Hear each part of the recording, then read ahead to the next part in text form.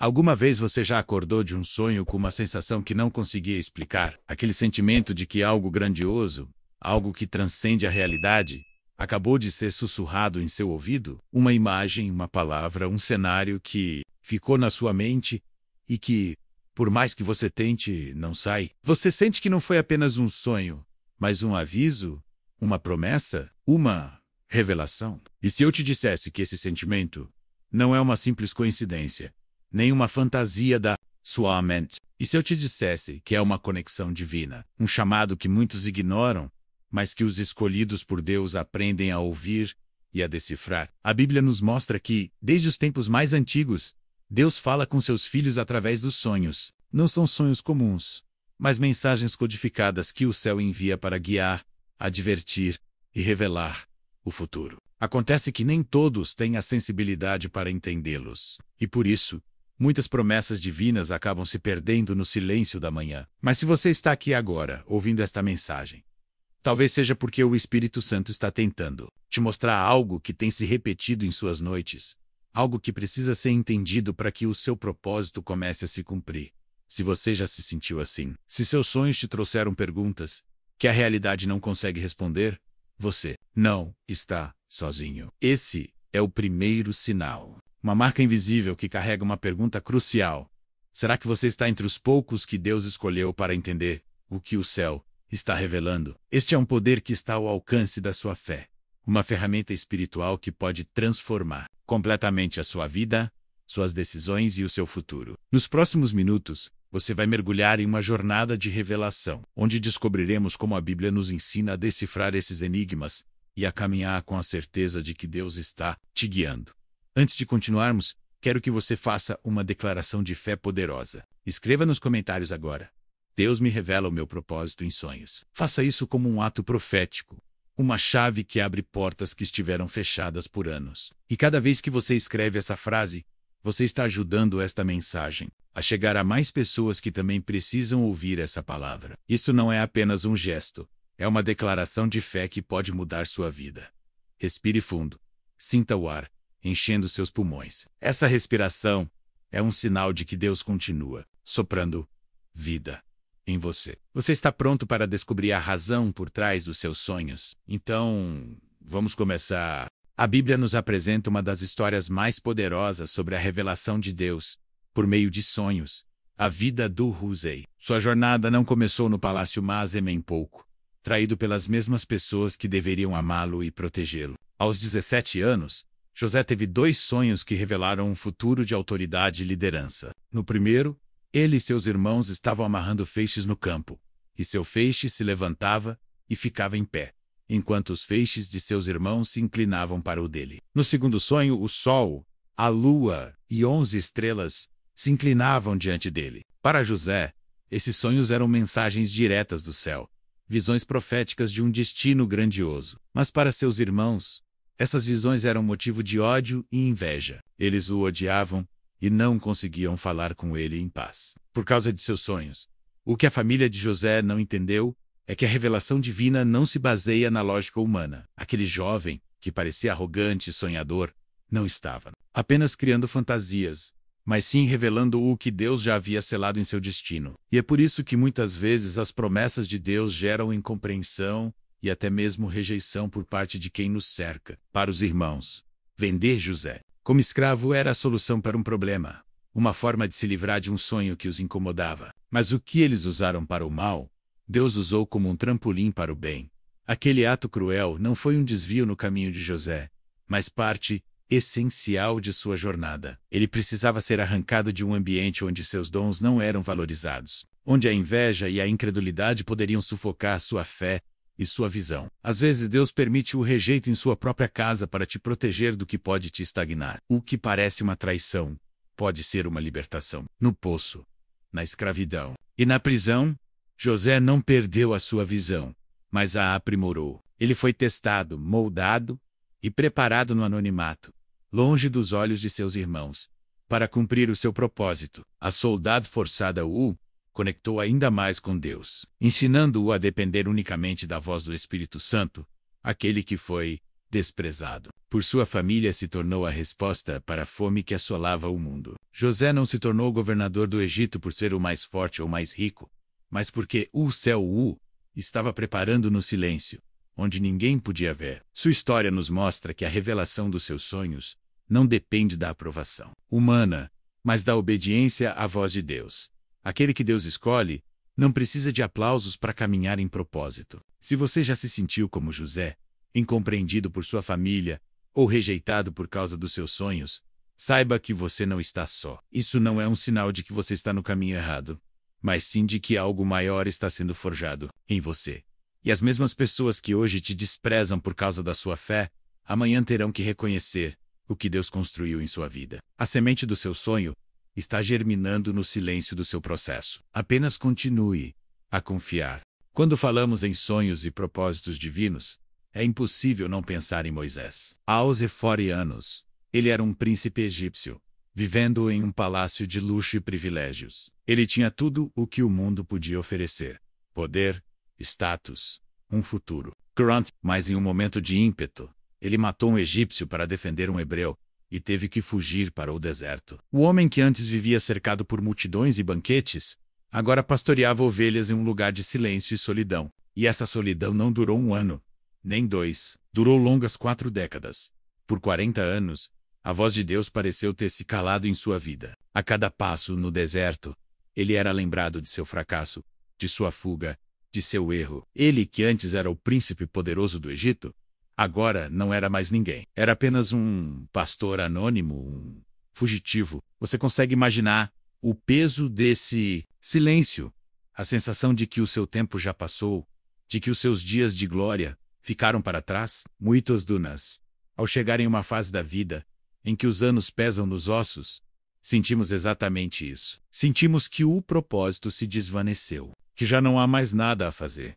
Mas foi exatamente nesse cenário de aparente esquecimento que Deus decidiu falar com ele. Aconteceu de forma inesperada. Uma sarça que ardia em chamas, mas que não se consumia. Um fenômeno que desafiava a lógica e que forçou Moisés a se aproximar. Foi ali, naquele lugar que parecia vazio e sem propósito, que Deus o chamou pelo nome: Moisés, Moisés. E a primeira reação de Moisés foi a mesma que muitos sentem ao encarar uma grande missão em sua fase adulta. Quem sou eu para ir a Faraó? Ele não se sentia digno, não se sentia capaz. Sua identidade havia se perdido no silêncio do deserto. Como alguém que havia falhado poderia ser o libertador de uma nação? Como alguém que fugiu poderia ser a voz de Deus? É que, às vezes, quando a vida se acalma, as vozes do passado, os erros que cometemos, os sonhos que se desvaneceram, ressoam mais forte do que a voz da promessa. Mas Deus não desperdiça o silêncio. Ele usa para revelar propósitos ocultos aqueles que podem ser compreendidos quando o ruído da juventude já se calou. Moisés não recebeu o seu chamado nos anos de sua força física, nem quando era um príncipe poderoso. Ele o recebeu quando não tinha mais nada a perder, quando suas mãos estavam vazias.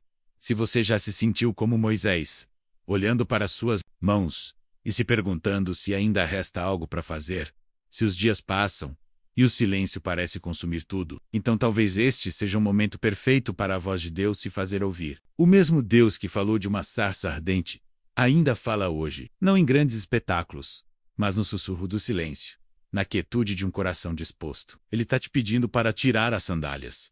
Não porque o lugar é especial por si só, mas porque a presença dele o santificou. Aquele terreno que parece vazio e sem propósito é santo. É o lugar onde Deus quer te revelar algo que você nunca teria entendido na pressa da juventude. A história de Davi é um dos exemplos mais contundentes de como a rejeição familiar pode ser o prenúncio de uma grande unção. Ele era o caçula de 8 irmãos, um pastor de ovelhas. E a Bíblia o descreve como um homem de valor, corajoso, habilidoso com a harpa e de boa aparência. No entanto, sua própria família o via de forma diferente quando o profeta Samuel foi enviado por Deus à casa de Jessé para ungir o futuro rei de Israel. Ele viu os irmãos de Davi desfilarem diante dele: Eliabe, Abinadab, Samá, todos com a estatura e a aparência de um líder. Um a um, Samuel avaliou cada um, mas a voz de Deus continuava a dizer: não. Samuel, perplexo, perguntou a Jessé: estes são todos os teus filhos? A resposta de Jessé foi reveladora, e nela está o segredo de muitas histórias de rejeição. Ainda falta o mais moço, que está apacentando as ovelhas. Davi não estava na lista. Não foi sequer convidado para a cerimônia. Ele está no campo, fazendo o trabalho que ninguém via, longe dos olhos de todos, cumprindo com fidelidade uma tarefa que parecia insignificante. E foi exatamente nesse lugar, onde ele se sentia invisível para sua família, que ele foi visto pelo céu. Jessé não o considerou digno de estar presente em um momento tão importante. Para sua própria casa, Davi era apenas o pastor de ovelhas, o menino. Ele não era digno de estar presente em um momento tão importante. Mas Deus, que não olha para a aparência ou para a estatura, mas para o coração, tinha outros planos. Quando Davi chegou, Deus disse a Samuel: levanta-te, anjo, porque este é ele. Aquele que era ignorado por sua família foi ungido para se tornar o maior rei de Israel, um homem segundo o coração de Deus. Essa história nos ensina uma verdade que liberta. A unção de Deus não depende da validação humana. A rejeição da sua família não anula a eleição divina. Talvez você hoje se sinta como Davi. Sente que suas conquistas não são valorizadas, que sua fé é motivo de piada, que você é passado para trás, ignorado, esquecido. Você se esforça, trabalha com dedicação, busca a Deus, mas os que estão mais próximos não reconhecem a transformação que está acontecendo em você. Eles te lembram do que você era, mas se recusam a ver o que você se tornou. Mas é preciso entender que a rejeição não é uma barreira para a bênção. É a própria bênção. O fato de que sua família te rejeita pode ser uma evidência de que a unção está sobre você. Porque assim como a unção de Davi incomodou a Saul, a ponto de ele tentar matá-lo, o favor de Deus na sua vida pode incomodar aqueles que se sentem ofuscados pela sua luz. Davi foi ungido, mas não subiu ao trono imediatamente. Ele voltou ao campo para continuar a pastorear ovelhas. A unção não tirou os seus desafios, mas o preparou para eles. E o que o mundo não via, o céu já havia selado. Foi o processo de lapidação que o forjou como rei, longe dos holofotes, para que ele aprendesse a confiar somente em Deus. À medida que os anos avançam, o corpo pode enfraquecer, mas o espírito pode se tornar mais forte do que nunca. É nessa força interior que Deus opera de maneiras surpreendentes. Caleb é um exemplo vivo disso. Aos 85 anos, quando muitos já pensam em se aposentar, ele se levanta e diz a Josué: dá-me este monte. Você consegue imaginar a cena? Um ancião que viu toda a sua geração morrer no deserto. Um homem que foi testemunha da rebelião e da desobediência de seu povo, mas que nunca perdeu a fé. Caleb havia recebido uma promessa de Deus 4 décadas atrás, quando foi um dos espiões enviados para explorar a terra prometida. Onde outros viram gigantes, ele viu oportunidades. Onde outros viram obstáculos, ele viu a fidelidade de Deus. Sua fé não foi recompensada imediatamente. Caleb teve que esperar anos até que a promessa se cumprisse. E como é possível manter a fé viva por tanto tempo? A resposta está em sua convicção inabalável. Ele não permitiu que os anos apagassem sua fé, nem que as rugas em seu rosto fossem sinais de derrota. Ao contrário, cada ruga se tornou um lembrete da fidelidade de Deus. Quando finalmente chegou o dia, aos 85 anos, Caleb não pediu um lugar tranquilo para descansar. Não pediu um refúgio para esperar a morte. Ele pediu o Monte Hebron, um lugar habitado por gigantes e inimigos ferozes, que exigia esforço, coragem e determinação. E ele se levantou, declarando: ainda hoje estou tão forte como no dia em que Moisés me enviou. Essa força não era física, mas espiritual. Uma fé provada pelos anos, que não dependia do corpo, mas do Deus que havia feito a promessa. Mas o que acontece quando os anos passam, e a única coisa que você sente é nesse momento que entra a história de Ana, a profetisa. Ela não tinha um púlpito, nem seguidores, nem um ministério visível, mas ela tinha um altar, um lugar onde sua voz ressoava dia e noite em oração. Ela havia perdido o marido décadas atrás e poderia ter se convencido de que sua vida havia terminado, mas Ana decidiu entregar seus dias ao templo. E ali, nesse lugar aparentemente insignificante, ela se tornou o gigante espiritual. O mundo a ignorava, mas o céu a ouvia.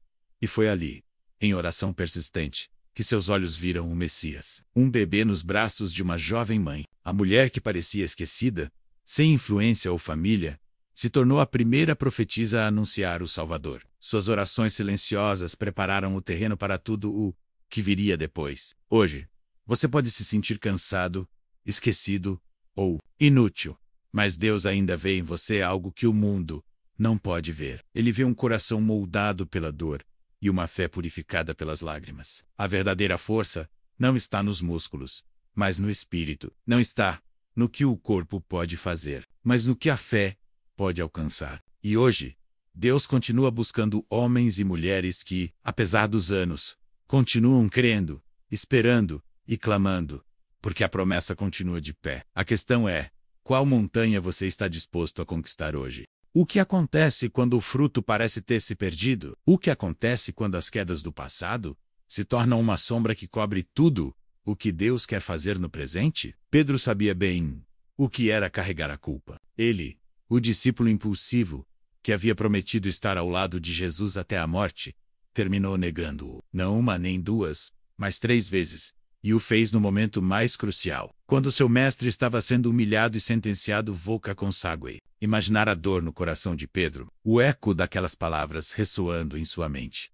Não conheço esse homem, palavras ditas com medo, desespero e uma vergonha que o consumia até os ossos. E quando seus olhos se cruzaram com os de Jesus, Pedro desmoronou. Ele saiu dali e chorou amargamente. Mas esse não foi o fim de sua história. Jesus havia sido crucificado, havia ressuscitado, e Pedro continuava a se sentir um traidor, um homem quebrado, alguém que havia falhado da pior maneira possível. Ele havia se afastado do grupo e retornado à sua antiga vida de pescador. O que mais poderia fazer alguém que havia falhado tão estrondosamente?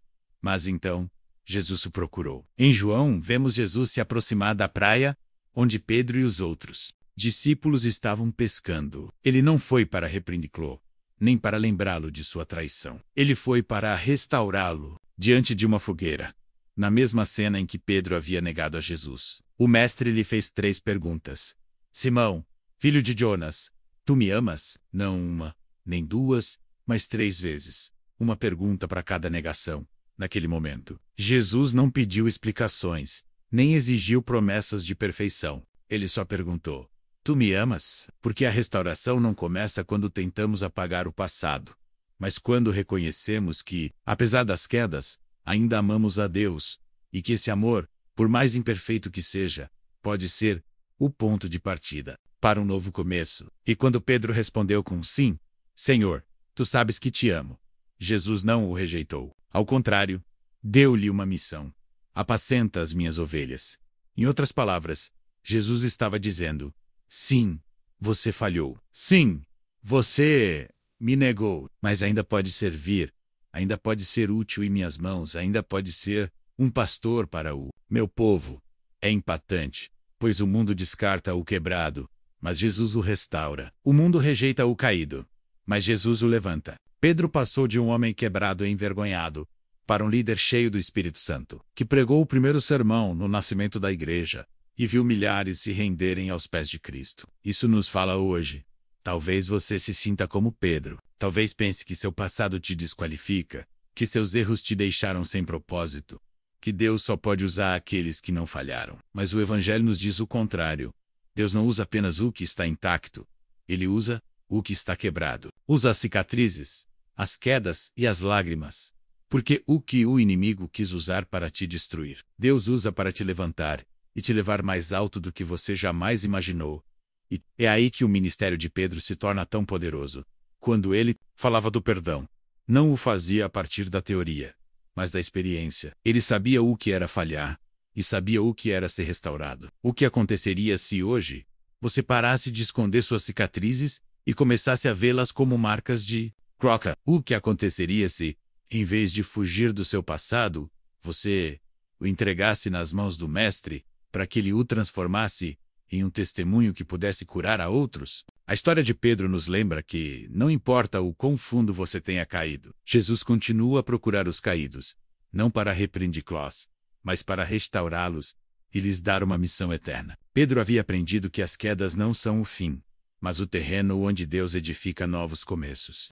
O que acontece quando as perdas parecem ser irrecuperáveis? O que ocorre quando a dor é tão devastadora que não resta nada para reconstruir? Quando a alma atravessa um deserto, o tempo parece parar e as feridas parecem nunca cicatrizar. E, como caminhar por uma paisagem devastada, buscando entre os escombros algum sinal de vida. Mas às vezes, exatamente quando tudo parece perdido, Deus começa a reconstruir a partir das ruínas. Foi isso que Jó viveu. Um homem que conheceu a plenitude e, em um piscar de olhos, a devastação. Ele perdeu tudo: seus filhos, suas riquezas, sua saúde. A vida que havia construído desmoronou diante de seus olhos, deixando-o sozinho, coberto de cinzas e com perguntas sem resposta.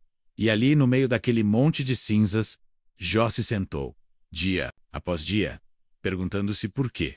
Por que tanta dor? Por que Deus havia ficado em silêncio? E enquanto ele buscava respostas, as vozes ao seu redor se tornaram ecos de julgamento, acusando-o e ferindo-o ainda mais. Você já se sentiu assim? Preso em um ciclo interminável de perdas e perguntas, como se a dor do passado fosse sua única companhia, e as vozes que deveriam te consolar apenas aprofundassem suas feridas? Mas o livro de Jó nos revela algo impactante. O momento da restauração não chega quando tudo volta a ser como antes, mas quando o coração decide soltar o que foi perdido, perdoar e orar por aqueles que o machucaram. Em Jó, encontramos uma chave poderosa. E o Senhor restaurou o bem-estar de Jó, quando ele orou pelos seus amigos e aumentou ao dobro todas as coisas que Jó tinha. Deus não o restaurou antes que ele orasse pelos seus amigos, mas sim depois. Porque às vezes, o que bloqueia a restauração não é a dor do que perdemos, mas o ressentimento que acumulamos. E enquanto o coração se apega às feridas, mãos permanecem fechadas para receber o novo que Deus quer dar. Jó, em sua desolação, tomou uma decisão radical. Em vez de continuar reclamando do que havia perdido, ele orou por aqueles que o machucaram. E nesse ato de rendição, o céu se abriu. Deus não lhe devolveu os mesmos filhos, nem as mesmas posses, nem o mesmo passado. Ele lhe deu algo novo. Uma nova família, novas bênçãos, e um futuro que superou completamente o que ele um dia teve. Hoje, talvez sua vida se pareça com esse campo de ruínas em que Jó se encontrava, e cada lembrança seja um lembrete do que você perdeu. Mas e se Deus estivesse prestes a reconstruir tudo? E se, em vez de se apegar ao que foi, você decidisse abrir seu coração para o que pode ser? A cura interior começa quando decidimos soltar o passado e entregar as cinzas, aquele que pode transformá-las em beleza. Jó o fez.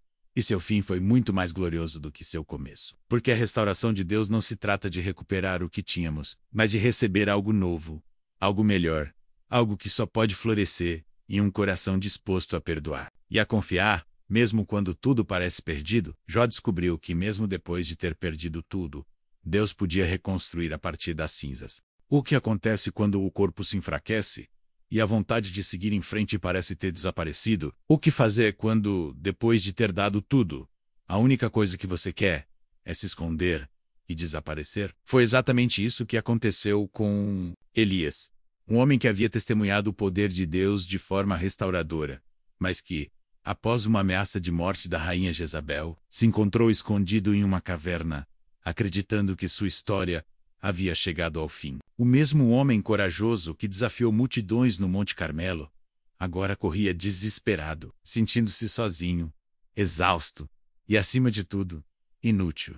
De que adiantou todo o meu esforço? De que valeram os anos de entrega, obediência e sacrifício? A voz do inimigo ressoava em sua mente. Tudo foi em vão.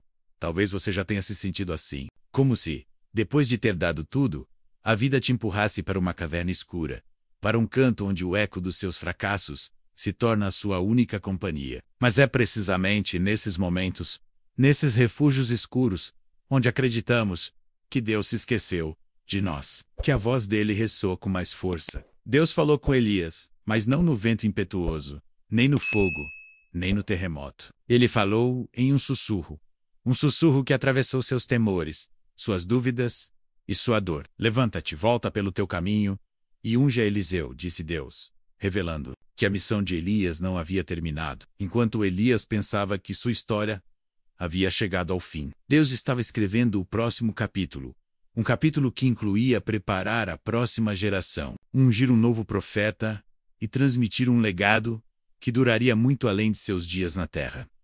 Elias pensou que seu propósito havia acabado na caverna, mas Deus o lembrou de que ainda havia um Eliseu esperando para ser ungido. Quando o caminho parece ter chegado ao fim, esse é o momento perfeito para plantar sementes que florescerão nas próximas gerações. Na Bíblia, encontramos um exemplo poderoso disso na história de Timóteo, um jovem cuja fé não surgiu do nada, mas foi semeada, regada e cultivada por duas mulheres que marcaram sua vida de forma transcendental, sua avó Loide e sua mãe, Eunice. Paulo escreve a Timóteo, trazendo à memória a fé não fingida que há em ti, a qual habitou primeiro em tua avó Loide e em tua mãe, Eunice. E estou certo de que também em ti, você percebe, antes que Timóteo se tornasse um líder, ele havia recebido um legado espiritual, um legado que não era baseado em riquezas, posses ou títulos, mas em orações, ensinamentos e testemunhos de uma fé viva. Loide e Eunice não pregaram em grandes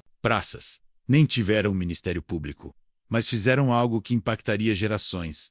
Semearam a fé no coração de uma criança, e essa semente cresceu até se tornar um líder espiritual, que influenciaria a igreja primitiva. Hoje, talvez você sinta que os dias de grandes batalhas ficaram para trás. Mas e se a sua maior missão agora for deixar um legado espiritual, que transcenda o tempo e dure muito além de seus anos na Terra? Esse legado não é deixado com discursos grandiosos, mas no cotidiano, nas conversas a sós com o neto, nas orações a portas fechadas, no exemplo silencioso de fidelidade e confiança em Deus, mesmo quando as forças se debilitam. Deus te chama para ser uma Loide, para ser uma Eunice, aproveitar cada momento como uma oportunidade para semear a fé nos corações ao seu redor. Porque o que parece pequeno aos nossos olhos, nas mãos de Deus, se torna um legado eterno. Enquanto há fôlego em você, ainda há tempo para deixar uma marca eterna, para transmitir a fé e preparar o terreno onde as próximas gerações caminharão. O que acontece quando o tempo passa e a única coisa que você sente é o silêncio? O que ocorre quando as promessas parecem ter se desvanecido no ar e a única força que resta é a oração? Em uma cultura que celebra a juventude e descarta os mais velhos, é fácil sentir que os anos avançados são um tempo de esquecimento. Mas Deus vê as coisas de uma maneira completamente diferente. Enquanto o mundo se apressa em buscar o novo, Deus continua a olhar para aqueles que, com anos acumulados e corações experientes, ainda podem receber promessas que mudam gerações. Zacarias e Isabel viveram esse aparente esquecimento. Hiram, idosos, justos e fiéis a Deus, mas carregavam uma profunda tristeza. Não podiam ter filhos. Anos de súplicas sem resposta. Anos de ver outros pais com seus filhos enquanto eles voltavam para casa com as mãos vazias. Anos de sentir que suas orações haviam se perdido no céu. O inimigo sussurrava: Deus te esqueceu. Mas Deus não havia esquecido nada. No momento esperado, quando já não havia esperança humana, um anjo apareceu e trouxe uma promessa que mudaria o curso da história. Zacarias e Isabel não receberam um filho comum. Receberam um profeta, João Batista, que seria o precursor do Messias. Essa história nos ensina que Deus não apenas ouve as orações, mas as responde de uma forma que transcende nossas expectativas. Ele não estava apenas formando um menino. Ele estava preparando dois idosos, cujo testemunho revelaria o poder do tempo nas mãos divinas. Zacarias e Isabel viveram anos de aparente esquecimento, mas Deus os estava preparando para uma missão eterna. É isso que acontece quando o céu fica em silêncio. Deus não está ignorando, Ele está trabalhando. Ele não está atrasando, Ele está aperfeiçoando. Porque algumas promessas não se cumprem na juventude, mas na maturidade, quando o coração está mais moldado e a dependência de Deus é mais profunda. A profetisa Ana também encontrou na oração uma arma poderosa. Ela era uma mulher idosa, viúva e sem filhos, que dedicou sua vida à oração no templo. Ela não tinha um púlpito ou um ministério visível, mas tinha um altar, um lugar onde sua voz ressoava dia e noite, intercedendo e esperando. Outros a viam, e talvez pensassem que ela estava perdendo seu tempo, mas enquanto o mundo a ignorava, o céu a ouvia, porque cada oração era uma semente plantada na eternidade. E foi exatamente ali, no templo, que Ana teve a maior revelação de sua vida. Ela viu o Messias nos braços de uma jovem mãe. A mulher que parecia esquecida se tornou a primeira profetisa a anunciar o Salvador. A oração persistente dos idosos tem um poder que transcende gerações. As orações de Ana Prepararam o terreno para tudo o que viria depois. Hoje, talvez você sinta que não pode fazer muito, que seu corpo já não te permite servir como antes, mas você ainda pode orar. E suas orações, como as do Ana, têm o poder de impactar gerações, de abrir caminhos e de tocar corações. Enquanto houver fôlego em você, ainda há tempo para interceder pelos seus. Ainda há tempo para levantar um clamor por aqueles que virão depois de você. E quando seus olhos se fecharem, suas orações continuarão a ecoar na eternidade. A oração é a arma mais poderosa que um crente pode empunhar. Porque quando você não pode fazer grandes coisas, você pode fazer grandes orações. Chegamos ao final desta jornada, e se você chegou até aqui, quero te parabenizar de coração. Pouquíssimas pessoas conseguem. Poucos têm a força, a perseverança e o anseio profundo de ouvir até o fim uma mensagem que pode mudar vidas. Mas você o fez. Volca foi além. Você escolheu permanecer. E isso não é por acaso. As verdades que você acabou de ouvir não são apenas histórias antigas. São chaves divinas projetadas para abrir portas em sua vida. Hoje, você aprendeu que, embora os anos passem, Deus não esquece que, quando o corpo se debilita, o espírito pode florescer com mais força do que nunca. Que a restauração de Deus não apenas devolve o que foi perdido, mas o multiplica e o transforma em algo muito mais glorioso. Você viu como Moisés foi chamado aos 80 anos, como Caleb pediu uma montanha aos 85, como Ana encontrou seu propósito na oração, como Jó foi restaurado das cinzas, como Elias ouviu a voz de Deus no silêncio, e como Paulo escreveu suas cartas mais poderosas de uma prisão. E o que tudo isso significa para você? Significa que enquanto seu coração estiver batendo, Deus não terminou com você. Que o que parecia o fim é apenas o prelúdio de um capítulo muito maior. Que os sonhos que você acreditou terem se perdido podem ser revividos. Que o propósito que você pensou que estava esgotado pode ser renovado. Agora, eu quero que você tire um momento para refletir. Pense em tudo o que você viveu até agora. Nas lágrimas que derramou nas noites sem dormir. Nas vezes em que pensou que não havia mais nada a fazer. E se todos esses momentos não foram em vão? E se cada queda, cada perda, cada espera foram parte de um plano divino para fazer você florescer agora? Porque o que Deus faz na maturidade tem um peso eterno. O que Ele produz nos anos avançados não é fruto rápido, é fruto duradouro. É o tipo de fruto que pode nutrir gerações. O tipo de fruto que deixa um legado eterno. Agora, quero que você pense nas pessoas que você conhece. Aquelas que, como você, precisam ouvir esta mensagem. Pessoas que sentem que já não servem para nada, que acreditam que Deus as esqueceu, que perderam a esperança. Elas precisam ouvir o que você acabou de ouvir. E é aqui que você pode fazer a diferença. Você vai guardar essa mensagem só para você? Ou vai ser um canal para que outros também despertem para essa verdade? Cada vez que você compartilha uma mensagem como esta, você está estendendo a mão para alguém que talvez esteja prestes a desistir. E agora, para saber quem são esses escolhidos, que chegaram até o final, eu quero que você deixe um comentário com esta frase: ainda há mais para fazer. 5 palavras que podem marcar o começo de uma nova etapa em sua vida. 5 palavras que declaram que o propósito de Deus continua de pé. Obrigado por ter ficado até o final, por ter escutado, por ter aberto seu coração e por permitir que estas palavras cheguem até o mais profundo da sua alma. Você não está mais sozinho. Você está conectado a uma verdade eterna.